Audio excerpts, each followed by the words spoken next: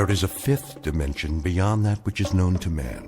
It is a dimension as vast as space and as timeless as infinity. It is the middle ground between light and shadow, and it lies between the pit of man's fears and the summit of his knowledge. This is the dimension of imagination. It is an area which we call the Twilight Zone.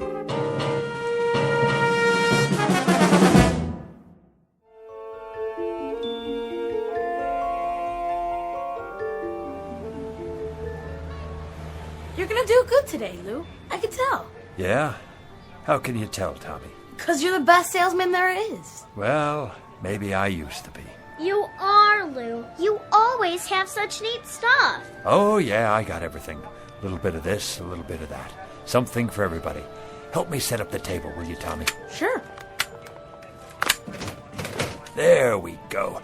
We'll be ready to start in a minute. What's in the bag today, Lew? Take a look. See anything you like? Lots of toys. Always. Which one's your favorite? Let's see. The little wind-up dogs. They're so cute. And the monkeys. And the zap gun. It's cool. Pow, pow, pow. I thought I gave you one to test for me. You did, but, well, it kind of broke. Don't worry about it. I'll give you another one later. How you doing today, Bookman? Oh, just fine, officer. Another day, another dollar. You know how it is. Gonna sit up right here in the corner? I thought I might, yes, if that's all right with you. Well, just don't block the sidewalk. People coming and going. I wouldn't think of it, officer. Or you'll have to move. You don't want a citation, do you? Oh, absolutely not. All these busy people can't hold up commerce. You know, Bookman, maybe you should find yourself another line of work. Streets are so busy these days. There ain't much room for a pitchman anymore. Isn't that the truth? You got a permit, don't you? Why, I'm sure I do. Now, where did I put it? Oh, yes, it's in my other jacket. Would you like me to go get it for you, officer? Just be sure you bring it next time. I will. Thank you, officer. Good day to you. Hey, honey, look at these cute stuffed animals. They are, aren't they? Absolutely adorable. Here, let me wind up one for you. How much? Only $7.98 in your choice of colors. Do you have any little ones at home, sir? Nope, no kids. Well, a niece or nephew, then. These make great birthday presents, stocking stuffers, a big hit at parties. Have you ever seen anything so delightful? Look at the way they move. It is cute, don't you think, Walter? Yeah, but they got them over at the Pick and Save for $3. Oh. Now, these aren't your ordinary toy animals. No, ma'am. They walk and talk and bark and jump a full 360 degrees in the air. Plus, you never have to feed them or take them to the vet. I call them the ideal pet. Go ahead, pick it up. Feel that fur, so soft and lifelike. Thank you anyway. They're on sale. Special July clearance. Everything's half off today. Gift items for the men, perfume for the ladies. How about a wristwatch? Did you see these genuine gold necklaces?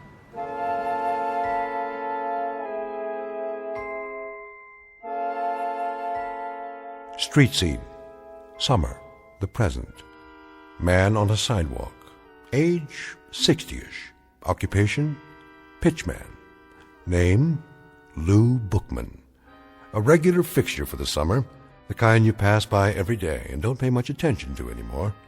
A rather minor component to a hot July in the city. A nondescript, commonplace little man with a wrinkled suit, a pork pie hat, and a loud necktie that always seems to be coming loose at the collar.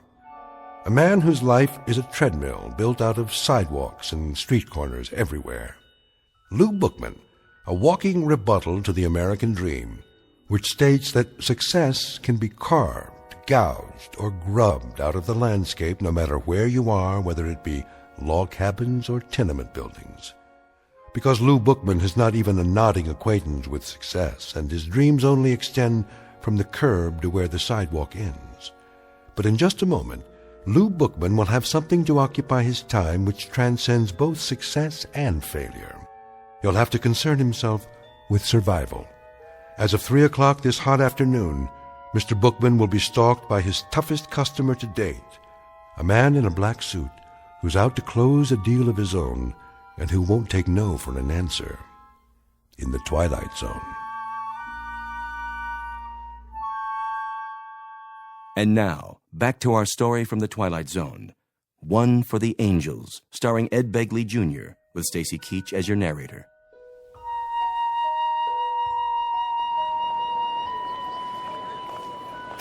Sir, how about a nice new pen? Guaranteed to write upside down, underwater, in zero gravity. Ma'am, let me give you a free sample of my new perfume. It's called Scent of Mystery, and I promise it will bring you all the love and romance you ever dreamed of. How about you, sir? Nothing for me. No? You sure? I'm just observing. The reason I ask is you've been standing there for quite a while. Are you quite sure I can't show you anything? What about a new digital watch? Comes in a gift box. Not today, Mr. Bookman. Oh, you know my name. Have I seen you before? You look... Who are you talking to, Lou? What? Oh, that man there in the black suit. Which man? The one standing by the... Well, I don't see him now. He must have moved on. Strange, don't you think? To be wearing a black suit on a day like this? It's getting awful late. Is it really? I gotta get home before my mom gets mad. You run along then, Tommy. You absolutely positively can't be late for dinner. You gonna have dinner now, too? Sure, Maggie, sure. Guess it's about that time. What are you gonna have? Oh, a lovely repast, no doubt. The chef's special. We're having spaghetti and meatballs. My favorite. Sounds positively scrumptious. I think I have a can left myself. I'll help you put your stuff away. Oh, don't worry. I can do it. Hey, Lou, can I walk with you? That would be my pleasure, Maggie, to be in the company of such a pretty girl like yourself.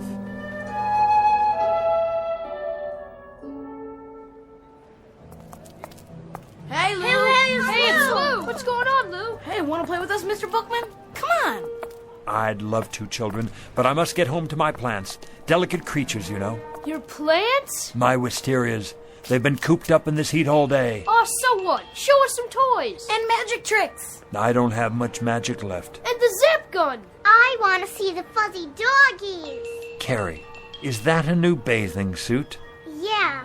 Well, don't you look nice? And Bobby, where have you been? I haven't seen you all week. I was sick. Then you shouldn't play in the water like that. I'm all better now. Let me feel your forehead. Why, what's this? A quarter stuck behind your ear. No wonder you were sick. Wow. Oh, me, come on! Me. Come on, me. I don't think anybody else has a temperature, but maybe you could test these. Let me see. These rings, to be sure they're okay. Yes, toys! Yes! Oh, they may look like toys, but they're not toys you can buy at the 5 and dime. Anybody can sell toys, but these, my young friends, are very, very special. Did you know they're among the wonders of the world? Go ahead, Lou. Give them the pitch. Young ladies and gentlemen, the rings you now have on your fingers come from a remote corner of the Tibetan mountain country. Do you know where that is? No. Well, it's where the wisest people in the world live. The jewels are pattern-shaped and forged by strange little men who work underground, far from the light of day. Some folks call them... The Moly Men. Right, Bobby, the Moly Men. They use magic words and incantations to produce what look like toys, but each and every one they make has extraordinary powers. What kind of powers? The power to keep a person young forever. Science can't explain it. Your teacher wouldn't believe it, your mother and father either, but it's true. And when the Moly Men are finished, they say the magic words. Mini tekel. Words that hold a strange power from another world, the power of the life force. Watch the jewel in the ring. When it changes color, something is about to happen. You'll get your wish. So remember, be careful what you wish for tonight, children, because it's absolutely, positively going to come true. You know what, Mr. Bookman?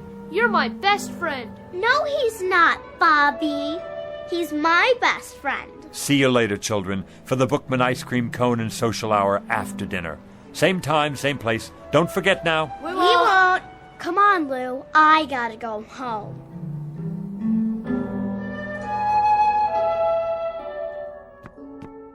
That you, Mr. Bookman? Good evening, Mrs. Magnuson.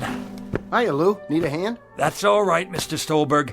I got it. You make out okay today? Oh, yes, as always. Sold out half my merchandise. Yeah. Looks like you got a whole lot left. Want to come over for a cold one? That's kind of you, but I'm on the wagon these days. Well, I'll keep one on ice for you anyway.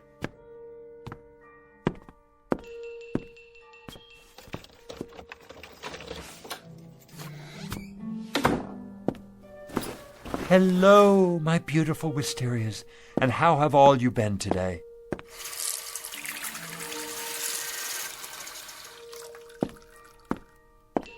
Did you say you're thirsty?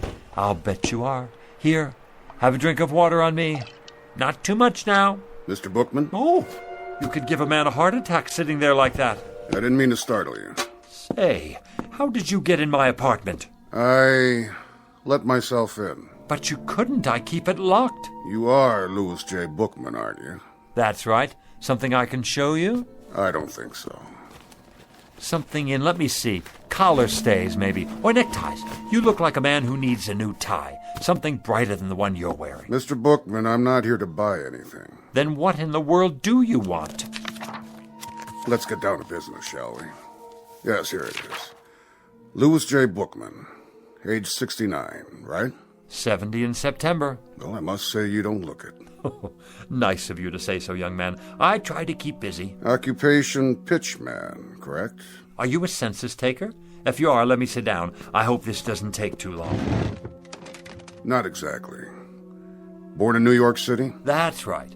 Father Jacob Bookman, mother Flora. Father's place of birth, Detroit, Michigan. Mother's place of birth, Syracuse, New York. My, you have it all down in that book of yours, don't you? We have to keep these things efficient. Now, today is the 19th of July, and your departure is at midnight tonight. My departure? Excuse me. Go right ahead. Hi, Maggie, darling. My doggies broke, Lou. Let me see. Oh, here's your trouble right here. See this little cogwheel? You push down on the key when you're rewinding it. Can you fix it? I can try. Yeah! Oh, Lou, you're so smart. You can do anything. Hear that, mister? Mm-hmm. I'd introduce you to, but I don't know your name. No need. I think I got it now, Lou. Thanks. You're very welcome. Oh, this gentleman has come here to ask me a lot of questions. You're not the police, are you? Hardly. Oh, kind of gave me a turn. Huh? I'm glad he's not the police. I've got my vendor's license here somewhere. I thought maybe I forgot to renew it or something. Who's the police, Lou? This gentleman here. What gentleman? That one in the other chair. Which chair? Mr. Bookman, she can't see me or hear me. Why not? Why not what, Lou? Why can't you see him or hear him? See who? It works great now, Lou. Thanks a lot. See you after supper, huh? Wait a minute. What about our manners? Aren't you going to say goodbye? Oh, yeah. Goodbye, Lou. Thanks. I mean to the gentleman. Oh, it's a game. I get it. The Invisible Man. Goodbye, Mr. Invisible Man. See you, Lou. I can see you, yet she can't. Only those who are to accompany me can see me. Understand my words, Mr. Bookman? Only those who are to accompany me. I'm still not sure Now then, don't you think you'd better start making your arrangements? Arrangements for what? For your departure. My departure where? You still don't get it. I just never understand you people. You get this idiotic notion that life goes on forever, and of course it doesn't. Everyone has to go sometime. Go? You don't mean... That's right. No, that's ridiculous. I don't have time. I'm a busy man, a very busy man. Let me make you a cup of tea before you go. No, thank you. Take a look around. You can see how busy I am. My flowers, for example. I have a green thumb. Whatever I touch, well, it grows, if I do say so myself. I won second prize last year at the YMHA Flower Show. See the plaque on the wall? Wisteria, open class. Oh, nice. Nice? Is that all you can say? Look at them, will you? You've never seen flowers like these. And what I further don't understand is how little you appreciate the nature of your departure. I thought we were finished with that subject. Think of the poor souls who go in violent accidents. These are the non-precognition victims. We're not permitted to forewarn them. You, on the other hand, Mr. Bookman, fall under the category of natural causes. Natural causes? What's natural about it? As opposed to accidents, car crashes, things like that. You know, I find you a devious sort of fellow. Very devious. Not to say dishonest. In what way? I can see it in your eyes. You don't want to look at me. To tell the truth, I'm not sure I like you very much. Why don't you just come out with it and say what's on your mind? Mr. Bookman, I have done everything but phone your own undertaker. How much clearer do you want it? If you still don't know who I am... Don't touch my flowers. If you need an illustration... I told you, don't touch them. I thought this might erase any doubts. You touched one and it wilted and died right there on the spot. Sorry. That was unavoidable. It actually turned black. Do you mean your death? Exactly, Mr. Bookman. Now, shall we get down to business?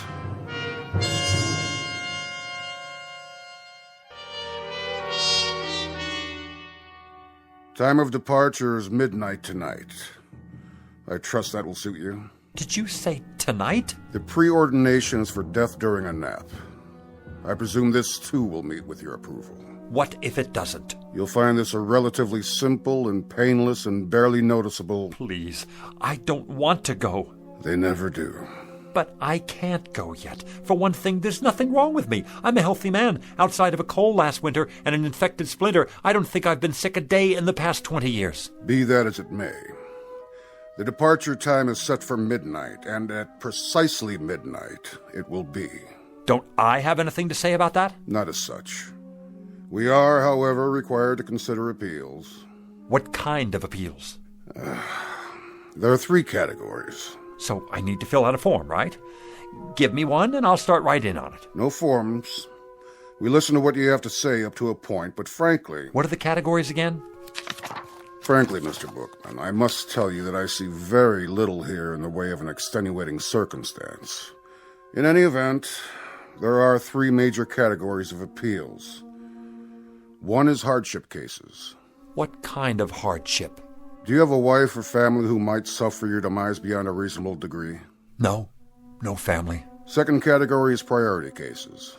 Statesmen or scientists, primarily. Men on the verge of discoveries. I take it you're not working on any major scientific pursuit at the moment. No, I'm not. What about the third category? Well, Mr. Bookman, that would be unfinished business of a major nature.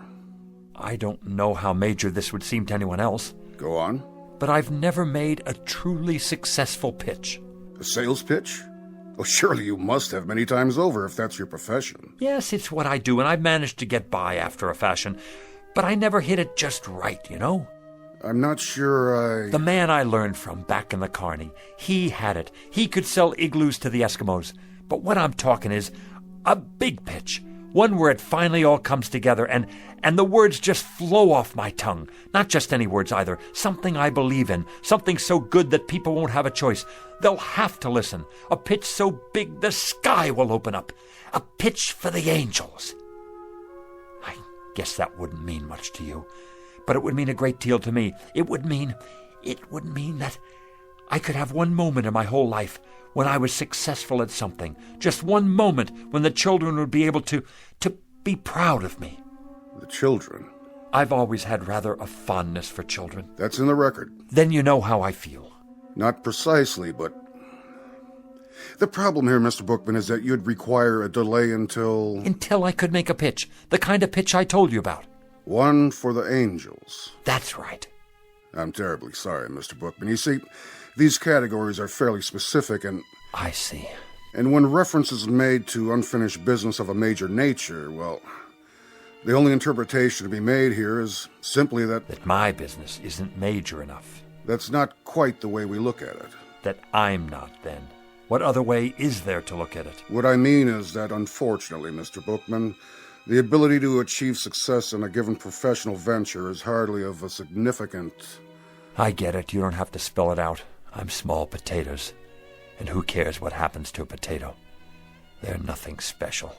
We try to approach each case on an individual basis. Only some are more individual than others. Oh, don't worry about it. I've heard the same thing all my life. We go out the way we came in. Since I never had that much to start with, that's how I'm supposed to leave. It's not your fault. You're just doing your job. Means a great deal to you, does it? You could say that. Uh-huh. It would be highly irregular. So's this whole thing, if you ask me. But under the circumstances, I believe we might... Yes? We might be able to grant you a one-time delay, Mr. Bookman. A conditional one, you understand. Until? What do you mean, until? Until you've made this pitch you're talking about. I can stay alive until then? That's the arrangement. I'll have to think of some way to write it up. You do that. As for me, I think it's a fine bargain. More than generous, frankly. It's been awfully nice talking to you, mister. I didn't get your name. About this pitch, Mr. Bookman. Yeah? When might we expect it? When? Soon. What does soon mean to you? That's hard to say. Gets into definitions, doesn't it? You have a dictionary with you? No, I didn't think so. But it's a pretty simple word when you get right down to it. Soon means in the near future, the very near future. Not right away, though. And after a while, it's all relative, isn't it? Soon compared to what? A week? A month? A whole life? Mr. Bookman. That's open to interpretation, you see. So my answer to you is maybe not this year, maybe not next year either, but soon. Mr. Bookman, I have a very odd feeling that you're taking advantage of us. Do you? Do you really? That's a pity. Because I am. Mr. Bookman. I just won't make any pitches at all. Didn't think of that, did you? As long as it's up to me, I won't even hardly open my mouth. I don't have to if I don't want to. That's the term, so you run along now. Think you'll get me, huh? Well, I have no intention of... Really, Mr. Bookman? How did you get back in here? I locked you out. This is much more serious than you imagine. I have to go now. I promised to meet the children. We have a kind of social club, you know. Ice cream and stories. Lots of stories. Right down there on the stoop. It's much more complex than you realize what you've just done. What you think you've done. See you sometime. I'll let you know when. Here we've gone out of our way to help you, and this is the way you repay us. Bye now. Mr. Bookman, it won't just end here, you understand. There'll be consequences. You'll see. FYI, that means for your information. You have made your bed, and you shall now sleep in it. You say I won't go until I make the pitch? Well, all right. You'll have to wait till I make the pitch. And young man, and this I can say to you without fear of contradiction, you have got a long wait. That may well be, Mr. Bookman. But since you won't come with me, we've been forced to select an alternative arrangement.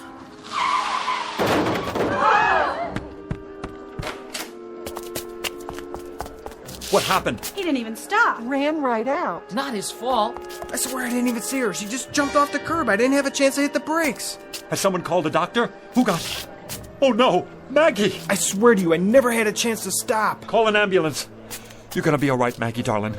Oh, my little Maggie. Hi, Lou. See? You're gonna be just fine. Lou? Who's that man? What man? Where? I told you, Mr. Bookman. Consequences. You can't take her. No, siree, you can't take her. I'll go. I'll go as planned. Never mind the pitch. I don't even want to wait. I want to go right away. Go where? Who's he talking to? What man? He's out of his head. Mr. Death! Mr. Death, come back! You mustn't take the little girl. I'll go, please, please, Mr. Death, you will. I'll go with you. Right here.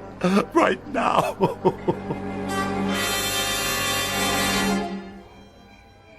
I wonder how she is. A little girl? Yeah, how is she? Poor Mrs. Polanski. Look, here comes the doctor.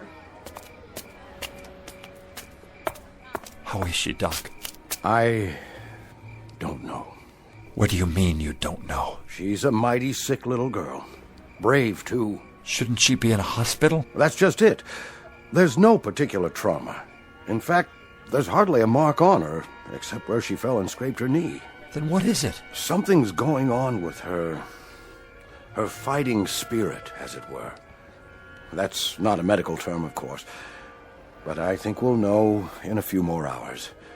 If she hasn't hit a crisis by then, I'll move her to a hospital bed. A few more hours? Around 12 o'clock. 12 midnight, you mean? I think by then we'll know. He won't get in. Who, Mr. Bookman? I'm gonna wait right here, so he can't get in.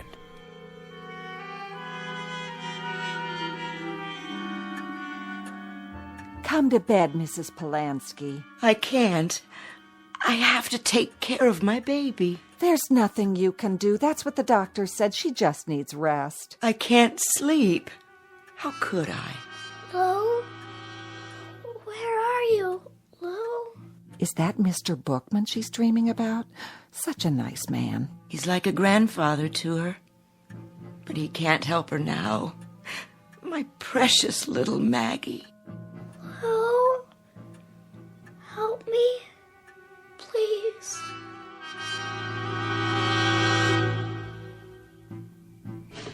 Come on in, Lou. It's late. I'm waiting for someone. No, you're not. You're worried about the kid. And I don't blame you. She's a swell little girl. But there's nothing to do now but wait. What time you have? 11:40. Everybody's gone to bed now. You better do the same. Not yet. Take my advice. Give it a rest. 11:40, huh? Better get set up.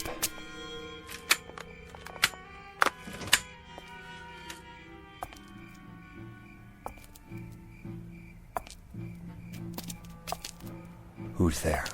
Good evening, Mr. Bookman. Thought I'd see you again. You got business inside? I most certainly do. It's 11:45. In 15 minutes it will be midnight, the time of my appointment. Mr. Death, the little girl's only 6 years old. Please, you don't have to do it. I'm ready. I'm sorry, Mr. Bookman. But I'm ready now. We had to make another arrangement. It's impossible to change at this point.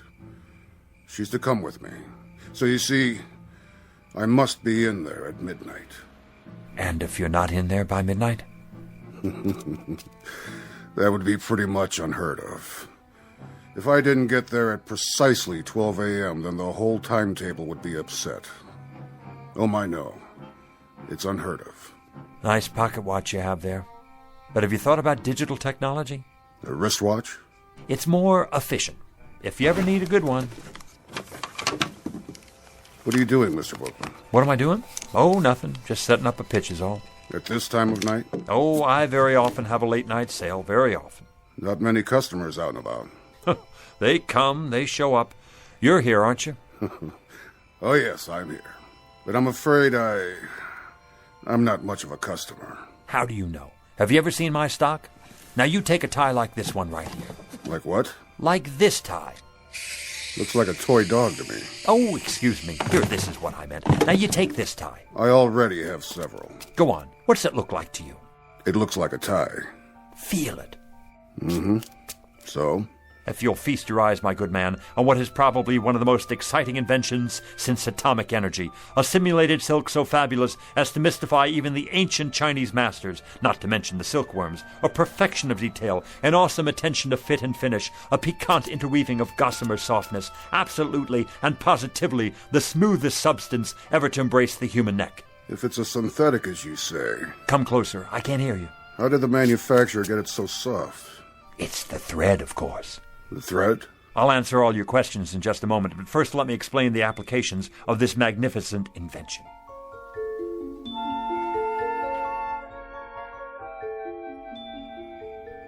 Now witness a unique demonstration of tensile strength. Feel this, sir. Go ahead, take it between your fingers, like touching the thinnest spiderweb. Is it not? Like holding the air you breathe in the palm of your hand. Now give it a yank. If you wish. There, you can't break it. As strong as steel, and yet as delicate as shantung silk. No mere synthetic substance, but a molecular blend of atoms the like of which has never been seen. Actually, it is surprisingly strong. Where did you say this was made? Let me answer your question, sir. Hey, Lou, what you doing down there? Come on, you gotta see this. Yeah, no kidding. It's really something. Do you have a scarf made out of this stuff? Scarves, blouses, I've got them all on order. You can't hurry the process. Picture, if you will, 300 years of backbreaking research and development to produce the ultimate thread. The which, than which there is no witcher. And what will you pay for this fabulous, I say fabulous, incredible and amazing achievement of the tailor's art? Softer than the feathers of an angel's wings. Expensive, no doubt. $20? Too rich for my blood. $10. $5. You might indeed pay that much and more. If you were to purchase this at a retail store, consider the markups, import fees, but this exquisite thread is not available in any store. How did you get it then? I have connections in the government, you see. It's smuggled in from behind the bamboo curtain by Oriental birds specially trained for ocean travel. Each one carries a minute quantity in a small capsule underneath their ruby throats. It takes 832 separate crossings to supply enough thread to go around one single spool. But tonight, as a special get-acquainted offer, and to help advertise the product, I'm giving away a very limited number, not at $20, not at $10 or even $5, but at the ridiculously low price of $1 a spool. If you promise to take it home, test it out, and tell your friends. I'll take all you have. No, you don't. What about me? I gotta have some of that for my wife. Wait, that's not all. Everyone who purchases a spool of this thread gets a free bonus pack of imported sewing needles and a gold anodized thimble. One size fits all. Gather in close now. You got change, Lew? Sure I do. You, ma'am. Sir.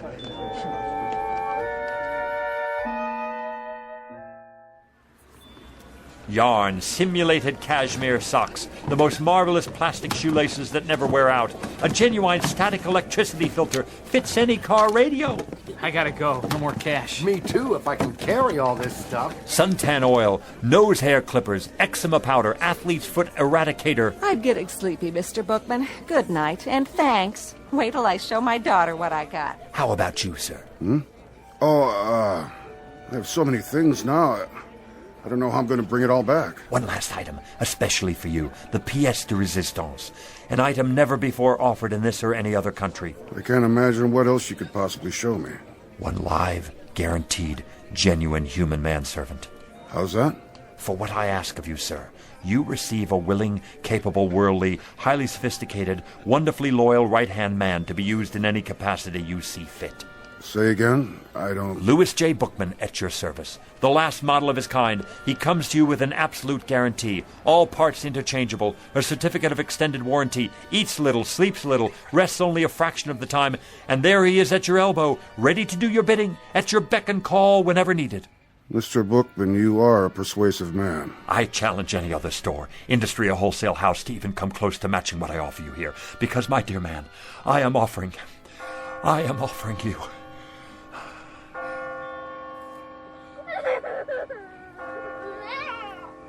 Midnight. It's midnight, and I've missed my appointment. Oh, thank you, Doctor. It's a miracle. Just give her the sedatives every 3 hours, Mrs. Polanski. All she needs now is rest. But she's going to be all right.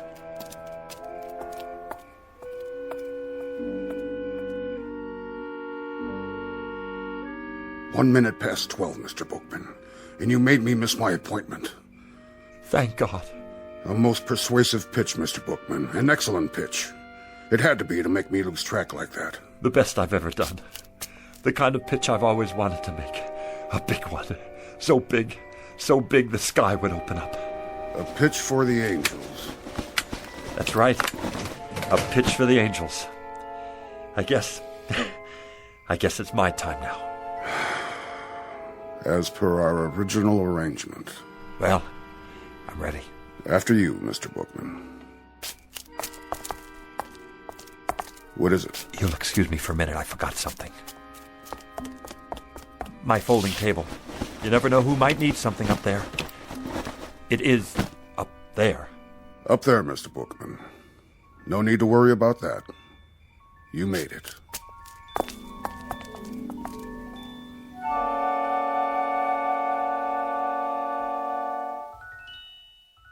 Louis J. Bookman, age 60-ish, formerly a fixture of the summer, a rather minor component to a hot July. But throughout his life, a man much loved by the children, and therefore a most important man. Couldn't happen, you say? Probably not in most places, but it did happen in the Twilight Zone.